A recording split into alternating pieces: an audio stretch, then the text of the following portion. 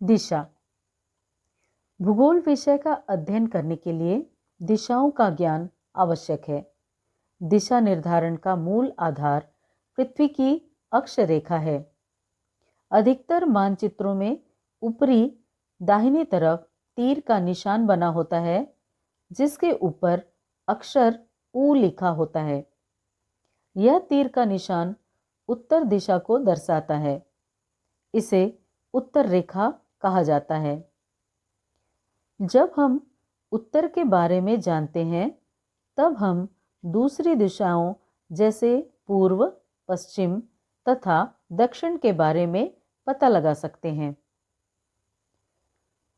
मुख्य दिशाएं 4 हैं: उत्तर, दक्षिण, पूर्व एवं पश्चिम। वे प्रधान दिग्बिंदु कहलाते हैं। इनके बीच की 4 दिशाएं हैं: उत्तर पूर्व, दक्षिण पूर्व, दक्षिण पश्चिम तथा उत्तर पश्चिम।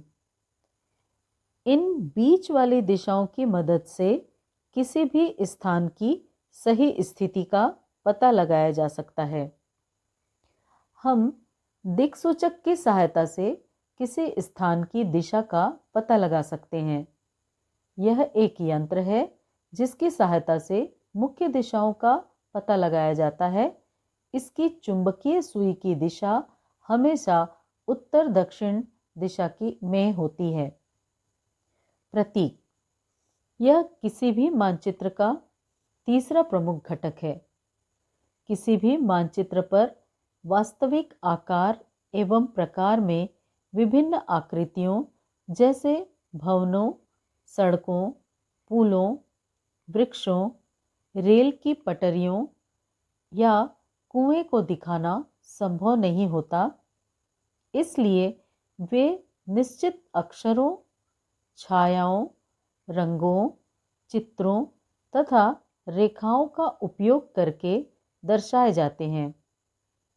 ये प्रतीक कम स्थान में अधिक जानकारी प्रदान करते हैं। इन चिन्हों की सहायता से मानचित्र की जानकारी हम प्राप्त कर सकते हैं। मानचित्रों की एक विश्वव्यापी भाषा होती है जिसे सभी आसानी से समझ सकते हैं। इन प्रतीकों के उपयोग के संबंध में एक अंतर्राष्ट्रीय सहमति है। ये रूढ़ प्रतीक कहे जाते हैं। मानचित्रों में रंगों का प्रयोग। मानचित्र में विभिन्न चिन्ह, रंग आदि के द्वारा धरातल के भौतिक तथा सांस्कृतिक लक्षणों को प्रकट किया जाता है। हरा रंग समतल मैदान तथा वनस्पति के लिए प्रयोग होता है। पीला रंग पठारी प्रदेशों तथा कृषि क्षेत्रों के लिए प्रयोग किया जाता है। भूरा रंग पर्वत श्रेणियों के लिए, सफ़ेद रंग हिमाच्छादित क्षेत्रों के लिए तथा नीला रंग महासागर, झील, जलाशय या जल क्षेत्र के लिए प्रयोग में लाया जाता है। लाल रंग भवनों, बस्तियों और सड़कों के लिए प्रयुक्त होता है। काला रंग देश की सीमाएं व रेल मार्गों के लिए उपयोग में लाया जाता है। कत्थई रंग समोच्च रेखाओं के लिए उपयोग में लाया जाता है। रेखाचित्र। रेखाचित्र एक आरेखन है जो पैमाने पर आधारित न होकर याददाश्त और स्थानीय प्रेक्षण पर आधारित होता है। कभी कभी किसी क्षेत्र के एक कच्चे आरेखन की आवश्यकता वहाँ के एक स्थान को दूसरे स्थान के सापेक्ष दिखाने के लिए होती है।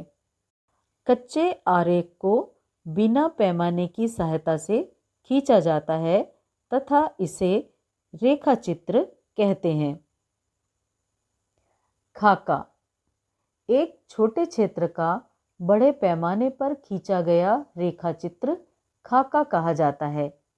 एक बड़े पैमाने वाला मानचित्र से हमें बहुत सी जानकारियां प्राप्त होती हैं, लेकिन कुछ ऐसी चीज़ें होती हैं जिन्हें हम कभी कभी जानना चाहते हैं, जैसे किसी कमरे की लंबाई एवं चौड़ाई जिसे मानचित्र में नहीं दिखाया जा सकता है, उस समय हम बड़े पैमाने वाला एक रेखा चित्र खींच सकते हैं जिसे खाका कहा जाता है।